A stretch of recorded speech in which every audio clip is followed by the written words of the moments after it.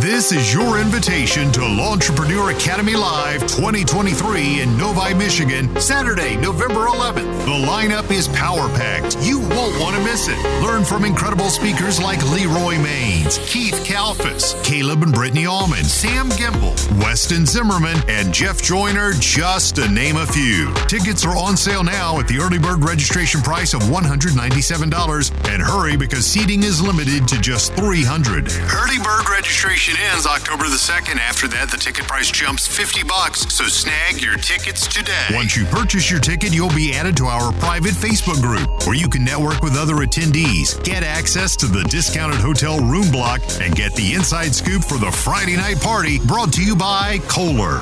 Thank you to this year's sponsors, Exmark, Sure Track Trailers, Yard Book, and Boss Snowplow for helping to bring this incredible event to life. We can't wait to see you November 11th, Novi, Michigan, at Lawntrepreneur Academy Live 2023. Get your ticket today at LawnTrepreneurAcademy.com or use the link in the podcast description. Lawntrepreneur Academy Live.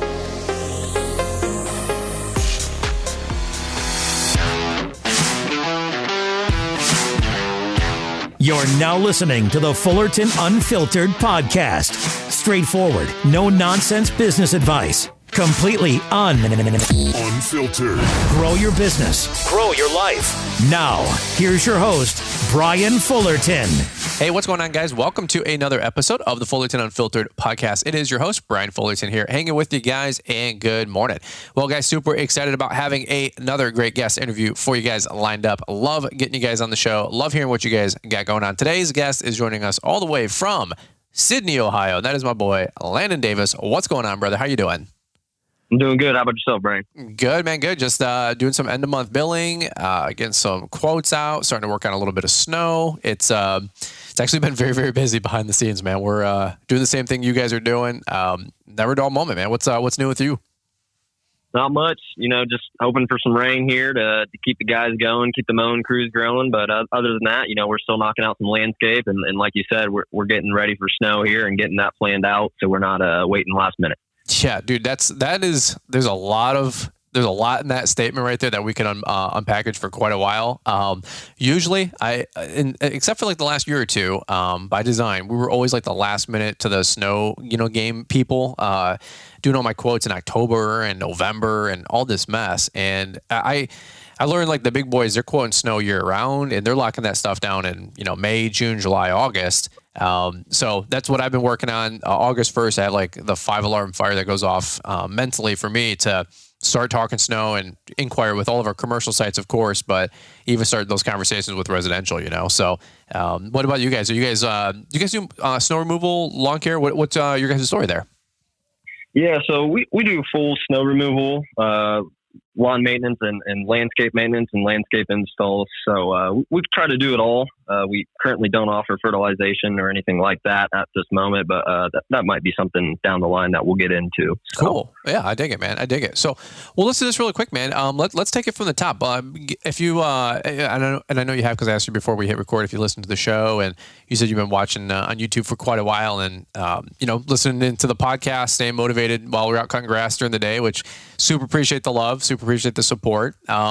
Let's talk about your story, man. You're a new guest for us, so let's do I call it the highlight reel. Like where you're from, where you guys based out of, what your company look like today, and we'll start peeling back the layers of that whole conversation. Yeah, so my name is Landon Davis. I'm the owner operator of Landon's Lawn Care LLC, based here in Sidney, Ohio. Just like every other kid, I guess, always loved cutting grass, started out around the neighborhood and cutting grandmas with a push mower. Decided to get into it a little bit more. And then my cousin, he was a firefighter here in town. He had his own lawn care business. So I always liked going over, checking out his equipment, his truck, his trailer. And then unfortunately in 2018, he passed away. And that's when I got that initial kick to start my business. Okay. So I took my mom and dad's Honda push mower. I loaded it up into their 2003 Honda Odyssey minivan. Okay. And my mom drove me around, and we just go to properties and start push mowing. And it just went from there. You went from a push mower to weed eaters to blowers, and then to a zero churn. And here we are today with 5 mowers, 4 trucks, countless trailers and other pieces of equipment. So, dude, that's awesome, man. How many guys working for you? Or is it just yourself, or you got a couple guys? Yeah, so I got 4 guys right now that are all full time. So they help out tremendously. I don't think enough people. I don't think employees get enough respect, and those guys. I would not be where I'm at today without those guys.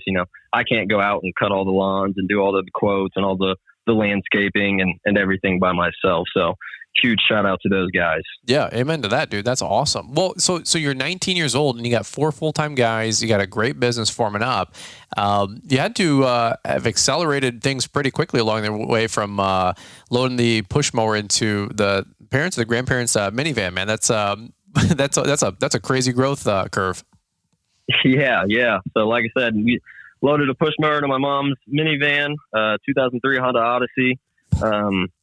One of my first clients offered me a free zero turn in return for a free year of mowing. Okay. So I got my first zero turn, used that for a while, sold it, got another mower, and we just kept growing and growing and growing from there. And then recently in December, I acquired another company here in town, and that really has doubled our growth and our clientele. So, dude, that's freaking awesome. Well, there's quite a bit of story there to unpackage, man. I want to hear a little bit more of the startup story. I love hearing your guys' growth and success. You younger guys motivate the snot out of me. Actually, at the time we're recording this podcast, we have the Lawnpreneur series going on, the Launchpreneur series going on, where we're highlighting a bunch of you young guys and all your success, the teenager crowd, if you will, and trying to dispel some of those myths that it's like, mommy and daddy's money, or, grandpa just financed your first truck. Dude, like, that stuff bothers the snot out of me. Like, you guys work so freaking hard. And then just to have your peer group or, some of these haters come out of the woodwork, and some of them are 35-year-old grown men, which is a whole nother story. It just bugs the snot out of me. But you're another shining example of a kid just putting his nose to the grindstone and putting things together, man. So we're going to talk a little bit about that. And then also I want to hear about this company that you acquired, man, because that sounds like just put things in the high gear for you. Is that right? Yeah. It's been a game changer, that's for sure. So I love it. Well, let's do this really quick. If you guys have been with us for any length of time, you know that we love our sponsors that support the show. We couldn't do the show without those guys. We have the X Marks, the Cujos, we have the Isotunes, the Ballard products, a lot of the Brian's 10 affiliate code that really keeps the light on around here. I'm telling you guys, like, straight up, that Brian's 10 code goes right back into the mill of creating content for you guys. We couldn't be more grateful. We couldn't be more thankful. So if you guys are ever shopping with an affiliate, punch in the Brian's 10, see if it saves you 10% or $10 or whatever it might do, or maybe qualify for free shipping. But outside of that, thank you also to some of the sponsors that advertise with us that we don't have a code with, if you will, but maybe if you happen to see them at a Quip Expo or a trade show, give them a high five and say, hey, thanks for, supporting the Fullerton Unfiltered podcast and keeping me motivated, during the dog days of summer or during that spring rush, or maybe at 4:00 in the morning if you guys are out there plowing snow. And that would be the X Marks, the Kohlers, the Billy Goat Industries, the Western Snow Plows, all those guys that have partnered with us. So what we are going to do is take a quick commercial break. We got a lot going on here. We got Launchpreneur Academy live ticket selling, whole ball of wax promotion going on through the end of the month. Let's do this really quick. We're going to kick it over to Marty, Mr. Producer. He's going to give you guys a little bit more of the updates, what's going on in our ecosystem, and then we're going to hear a little bit more here from Mr. Landon Davis. Installing traditional snow stakes is time-consuming, expensive, and downright dangerous. Traditional fiberglass stakes cost as much as double, take twice as long to install, not to mention fiberglass splinters. That's where Plow-Right marking stakes come in. Our patented installation tool and carrying pack makes snow stake installation a breeze, installing up to 450 stakes an hour. Want the fastest and best snow stake system on the market? Look no further than Plow-Right marking stakes. Our stakes are made of hollow polypropylene, which will not crack, break, or splinter like traditional fiberglass stakes. 3 size options, 26, 36, and 46 inches, and 5 standard colors, orange, green, blue, red, and hot pink. Want more visibility than our standard stakes? Look no further than our reflective stakes, which sport a 2-inch 3M reflective band that is the highest grade reflective material ever put on a snow stake. Truly let your stakes be seen. Visit plow-right.com and order yours today.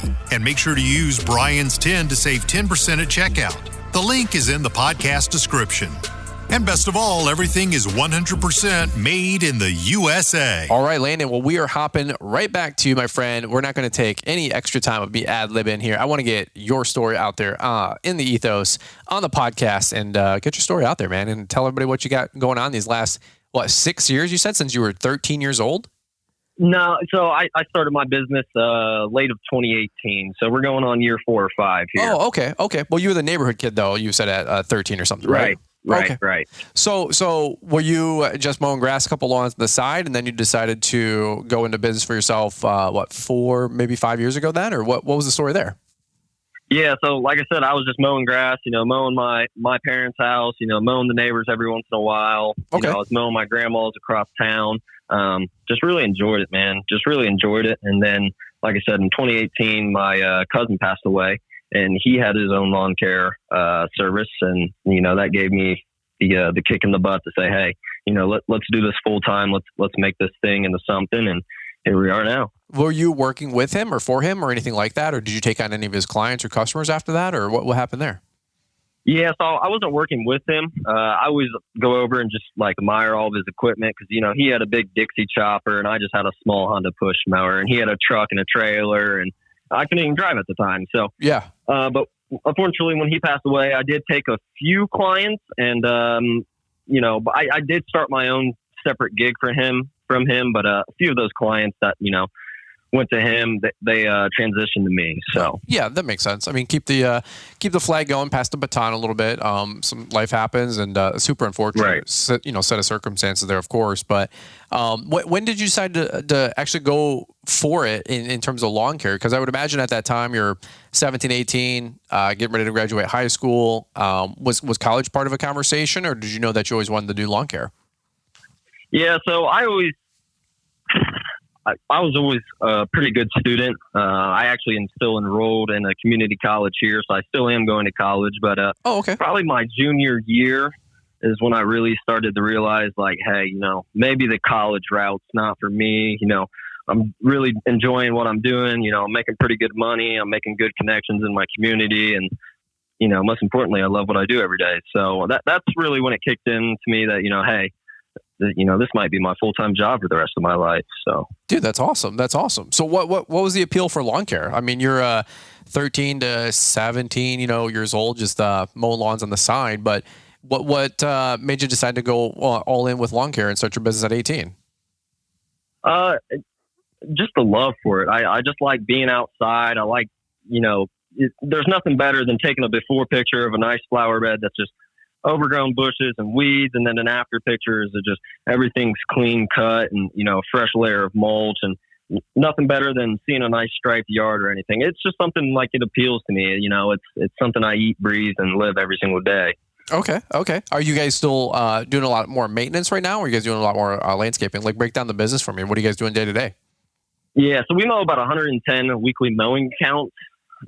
So we have 2 guys that go out and do that full time throughout the week. And then we have me and 2 other guys that we do full landscape maintenance and installs. So it's really about 50-50. We'd like to get into a little bit more of that landscaping. There's just better profit margins in it and everything like that. But, it's tough. So, but yeah, we're about 50-50 right now with mowing and landscaping. So what have you guys found is the best way to get customers for your guys' area of town? And then also, you're a little bit younger, 19 years old. So I'm sure it's been a little bit of a wrestling match, sometimes proven to maybe some of the older clientele, hey, we can take care of your property, or hey, we can do this landscape job. Give us the benefit of a doubt. What's working for you guys to get customers out there for people that are just starting up, maybe trying to get some quick tips there? I think the biggest thing is just word of mouth. We use Facebook a lot when I first started, but about 95% of our jobs nowadays come from word of mouth. And that's just because we do a good job at one house, and they tell their friends, and that friend tells another. And, we build connections within the communities, and that gets us into the door for a lot of those commercial accounts as well. Okay. How did you get your first initial couple of customers? Did you go back to grandma and a couple of the neighbors around town, or what did you do to launch this thing? My first very client I got from Facebook, and then the next one I got was from my cousin's lawn service previously. They came with me. So my first client I basically got was from Facebook, and then the other one I inherited kind of from my cousin. So okay, cool, man. That's awesome.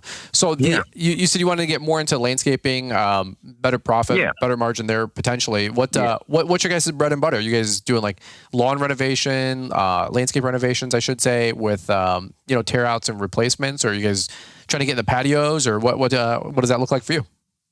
So the bread and butter of us is just coming in and doing like landscape maintenance. We're coming in, we're trimming the boxwoods, we're trimming everything, and maybe we're ripping out a few bushes here and there and planting a new few bushes, and we're throwing down a nice deep edge, and we're laying some mulch. That seems to be the bread and butter for us. We can get 2-3 jobs done maybe in a day, depending on the size, and we're getting in, we're getting out, and that's been the huge thing for us.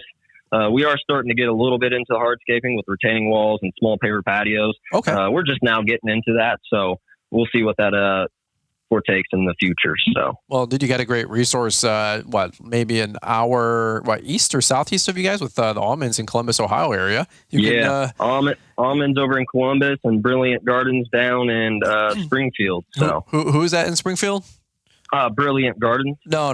We don't mention his name on our show. If Dylan wants a shout out, he's got to pay $20, man. That's how it works. I'll send him my Venmo. I'll send him the Venmo. Hey, there you go. You got his back. That's awesome, dude. He's I message Dylan Stevenson all the time, and he's one of my biggest fans. And I always remind him, dude, if you didn't go to LAL, 5 years ago, you wouldn't be full time, man. And he's like, shut up, dude.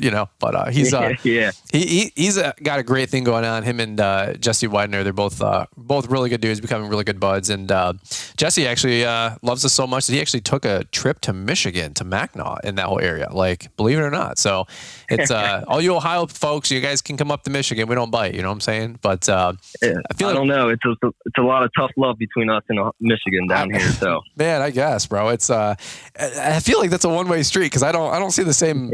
I'd use the word animosity, but that's a whole nother. Right. There's basically Ohio football fans are nuts. You guys are psychos. Like, it's I know nothing about football, bro, and I go down there one time I wore blue jeans and a yellow Lance Armstrong Livestrong t-shirt, and I wore that in Greater Columbus area, and I got mean mugged the whole freaking day. That's how much of a space cadet I was, and I didn't realize it was bucknut country over there, So It can be a rough crowd down here, that's for sure. So that's awesome, man. Well, so the business is growing, things are going good for you guys right now. You were saying at the top of the show that you guys acquired another company. Was that like right place, right time? Was that something you guys were trying to do? Like, what was the story there? Because that's pretty awesome.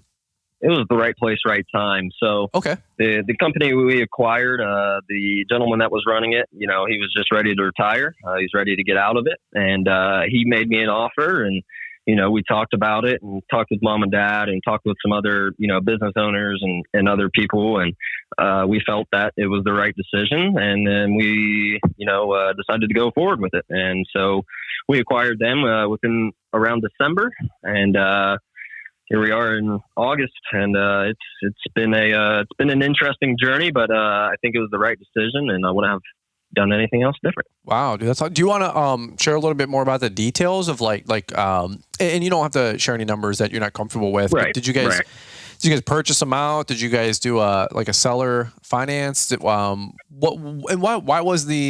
did you guys pursue that purchase? Was it they have some key accounts, or just it's easier to acquire a company and get more customers than it was to market and go get them? Sometimes that's a real conversation, So what was the allure for you guys to and the appeal for you guys to pick up that other company? I think the biggest appeal is they've done a lot of work for some higher end clients and some nice commercial accounts here in our area. Okay. And we just felt that, taking on this would just kind of get our foot in the door with those commercial accounts.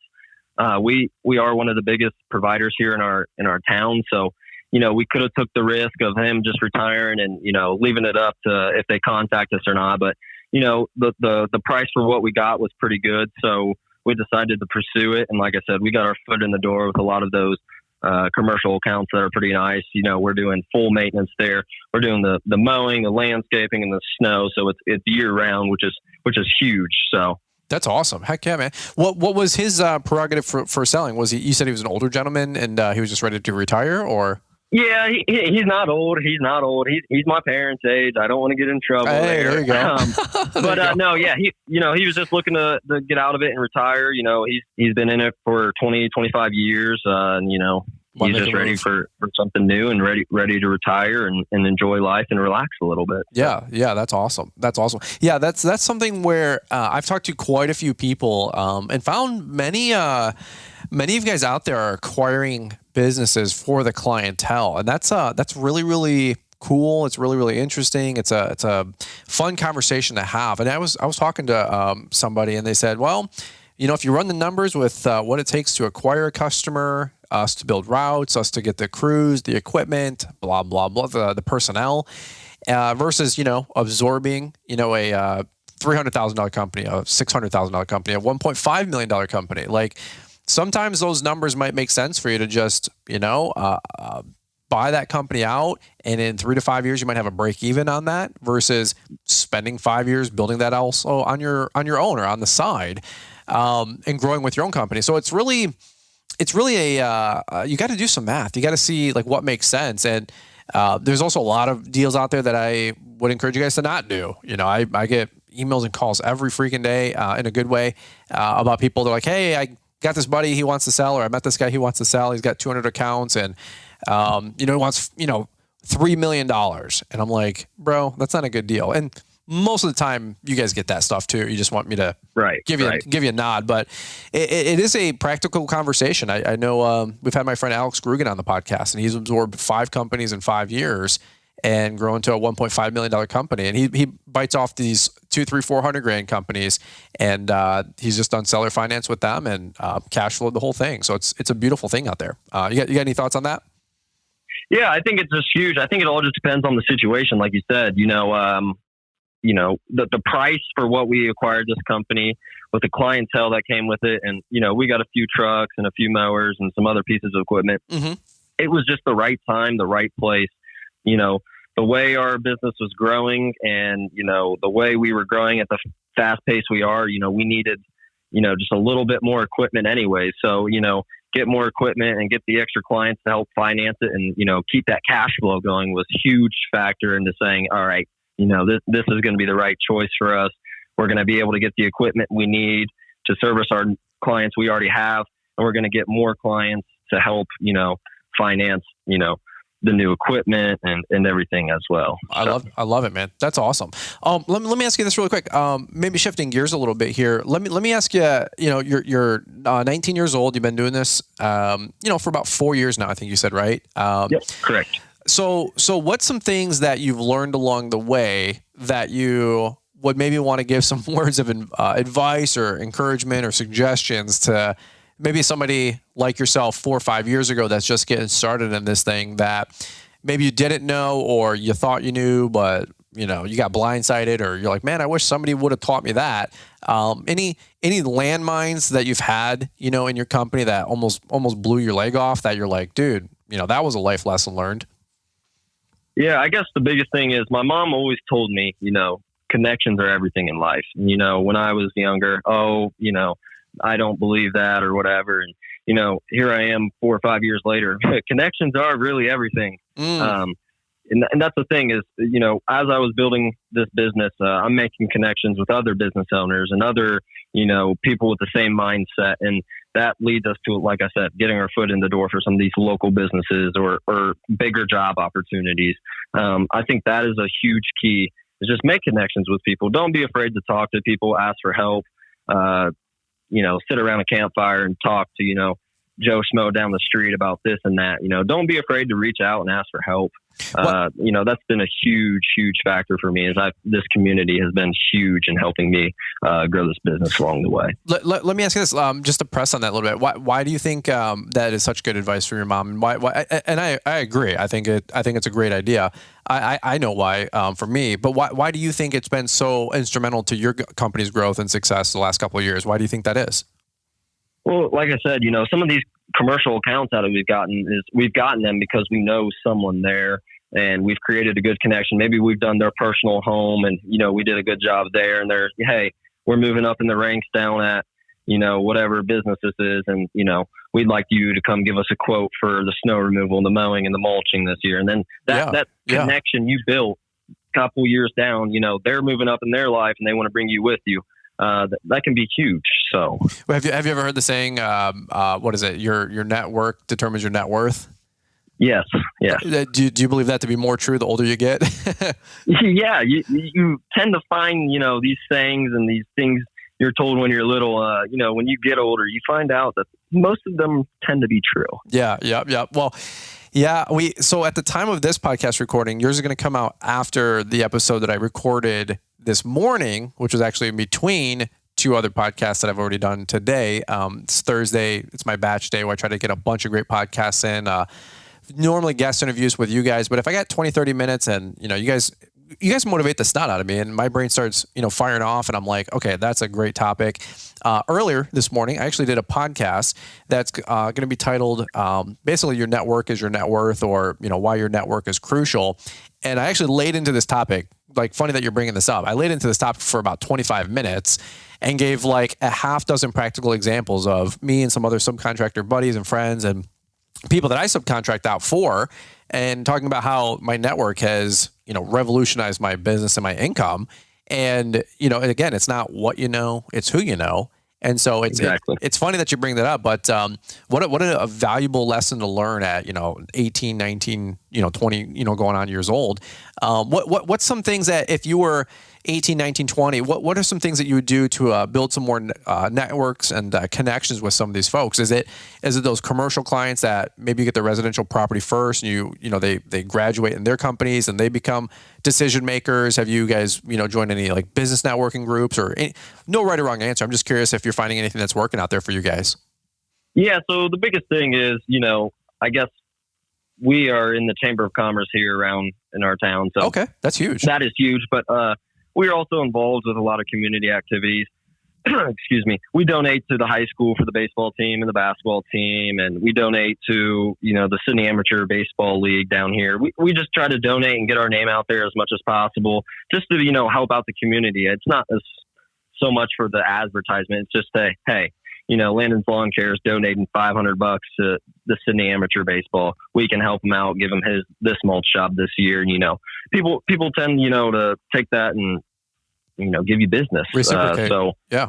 And, not only that, I just, really like supporting my community. Like I said, I would not be where I'm at today without the support and love from the small town community here in Sidney. So that's right. I think that's been the biggest key is just being involved with the community and the things that go on around here. I love it, man. I love it. I couldn't say it any better, man. That's it's a true thing. Like some of you guys are like, well, I don't get any work in my community. And I'm like, maybe you don't, half your community doesn't know who you are and the other half don't like you. It's like, right. It's like you don't donate to the Fraternal Order of Police. You don't get the little $100 window cling for your fire department when they call, and you just hang up on those people. And it's like, dude, whether you like it or not, like that's not good business. Like that's not going to work. Like the local middle school that keeps calling you to like support the bake sale or the boosters club or the Little League or something like that. Like, right. That $250 goes a long way when your name's on that banner. And maybe you don't see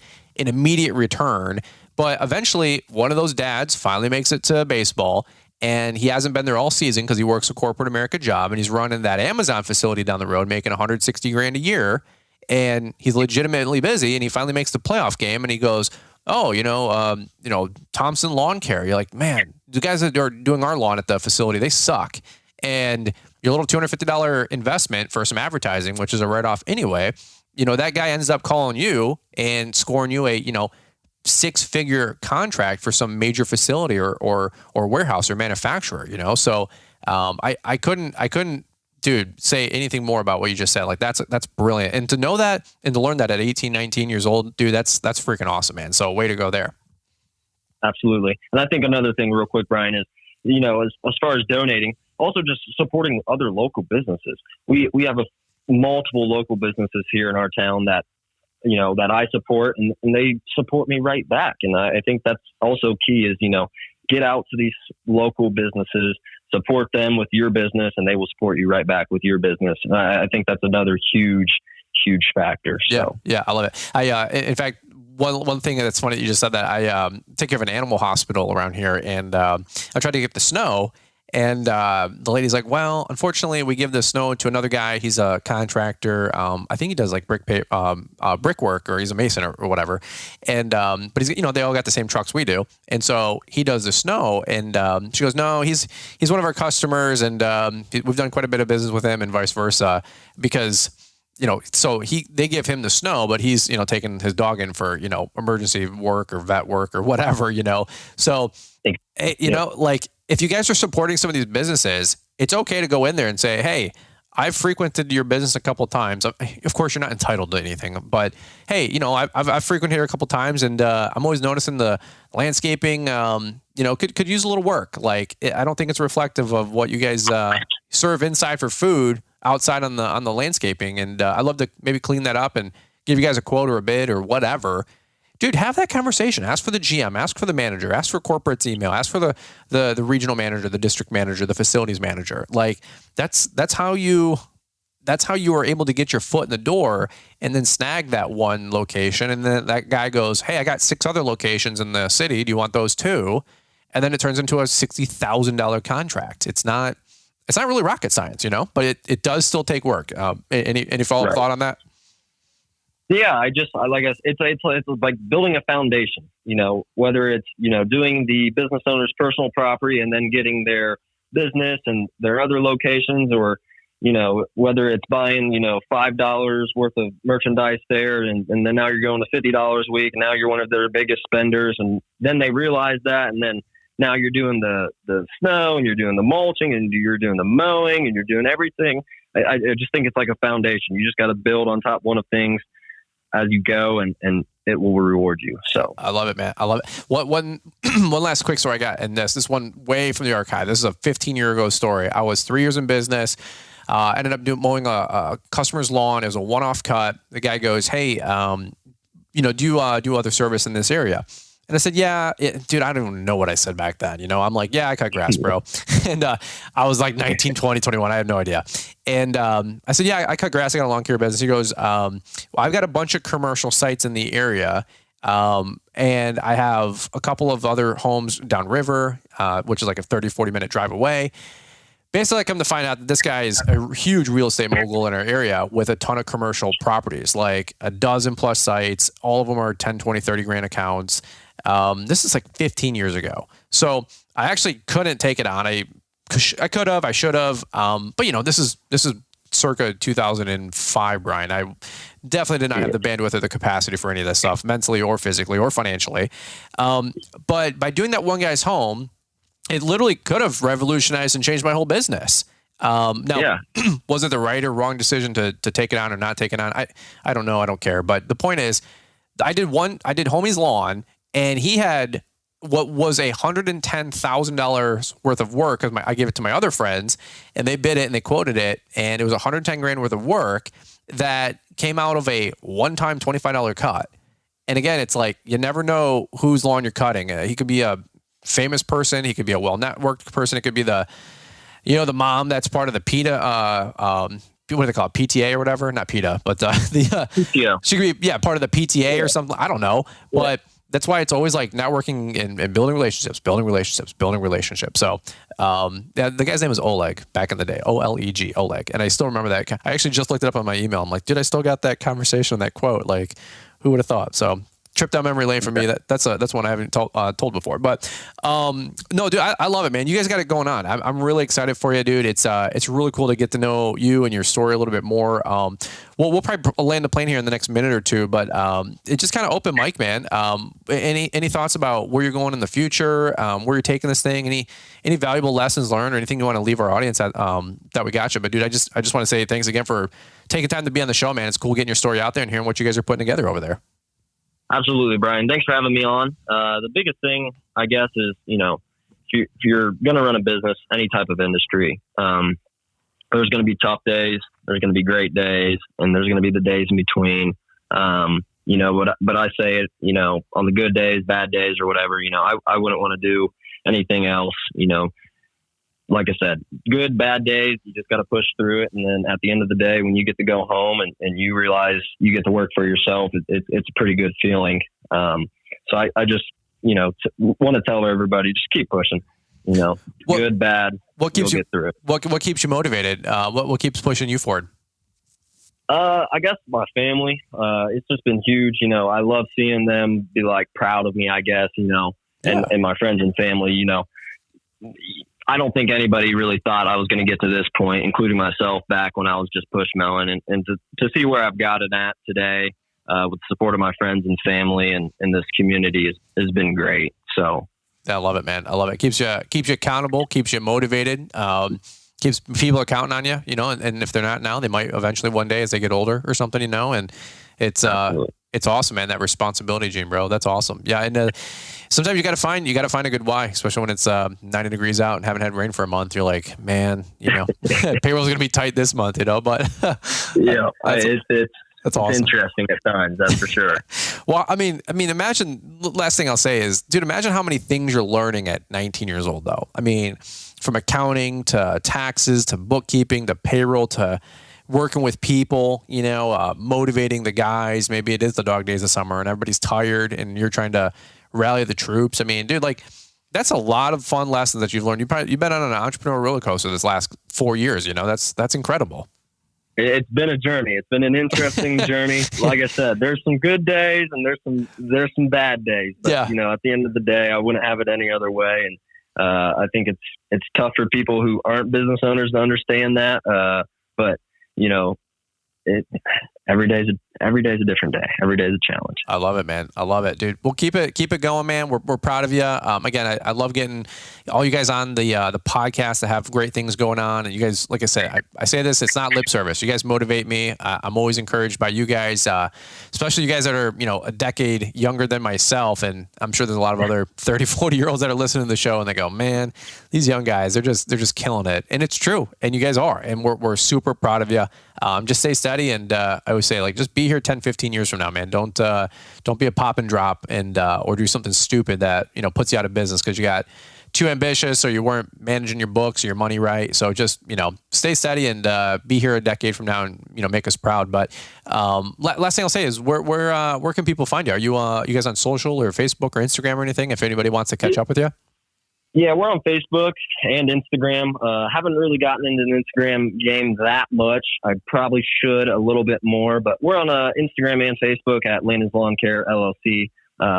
Hopefully, maybe you'll give me a little kick in the butt here and we'll get the Instagram going here. So you got to get it going, man. You're 19 years old, but IG, you're like the only one, No, I'm just kidding. So that's awesome. I get it. That's awesome. Well, if you guys got all this excitement going on in your company too, man, snap some photos. Don't do it for the public. Do it for you. Absolutely. It's fun going down the little time capsule and seeing where you guys have been the last, couple of years. And, imagine 5 years from now, you would cherish these days because it's the good old days, And I'm sure you would appreciate some good old photos of you folding up the push mower, putting in your mom's Honda, minivan back in the day, right? Yeah, that'd be pretty neat to see right about now. Well, hey, can't go back in time, but we can always start today and start logging those photos and those memories now. And in 5-6 years, you got a girl, you got kids. You can always say, hey, this is Daddy's business. Back when he was 19, thought he had it all figured out, but boy, was he stupid, or whatever. So he didn't know anything then. That's how I feel every day, brother. I'm like, man, like Liz and I go back in photos and I go, we were so stupid. We were so noobs. We were so rookies, man. But you know what?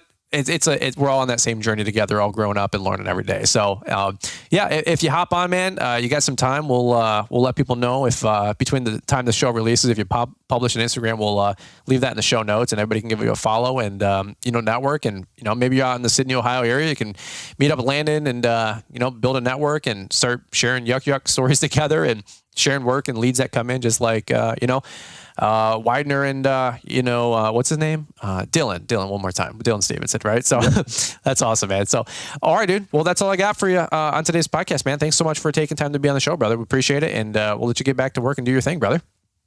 Appreciate it, Brian. Thanks for your time. You bet. All right, man. Well, guys, that was Landon Davis over there in Sidney, Ohio with Landon's Lawn Care. Guys, we super appreciate you listening to the show. If you guys are new here, maybe hit that subscribe button or the follow or the plus button in the top right corner.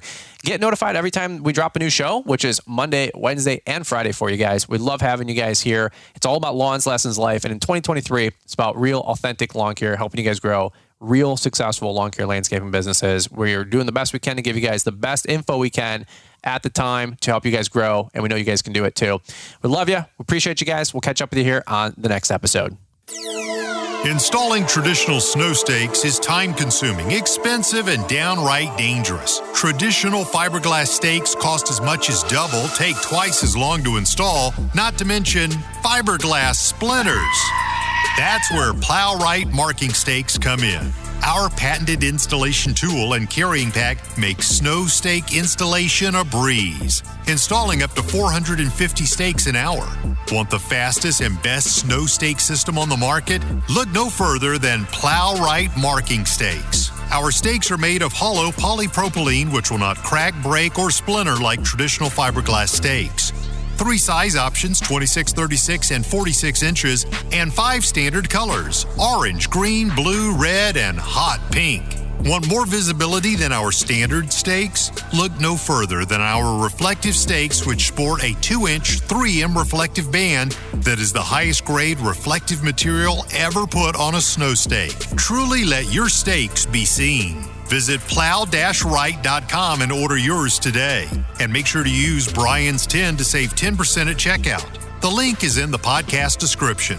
And best of all, everything is 100% made in the USA. Hi, I'm Mr. Producer, and one more thing. If you're looking to stay up to date with the latest trends and insights in the world of lawn care, then you need our free email newsletter. It's delivered 3 times a week and includes a Monday motivational to kick off your week, a Wednesday what's new to keep you informed, and a Friday weekly recap of all the content we put out. Join our mailing list to stay connected to the world of lawn care and get exclusive access to the latest and greatest from Fullerton Unfiltered and Brian's Lawn Maintenance. Don't miss out on this opportunity to stay ahead of the curve and elevate your lawn care game. Sign up now with the link we've provided in the show description. Thanks for taking the time to listen to the Fullerton Unfiltered podcast with Brian Fullerton. We hope you enjoyed this production. If so, please consider leaving us a 5-star review for the show. While the techniques and ideas presented here are designed to help you grow a more successful and profitable business, no one can guarantee these results for you. We want to emphasize that entrepreneurship is not easy, and the ideas presented here are just the opinions of Brian Fullerton and his respective guests. No one can guarantee success for you.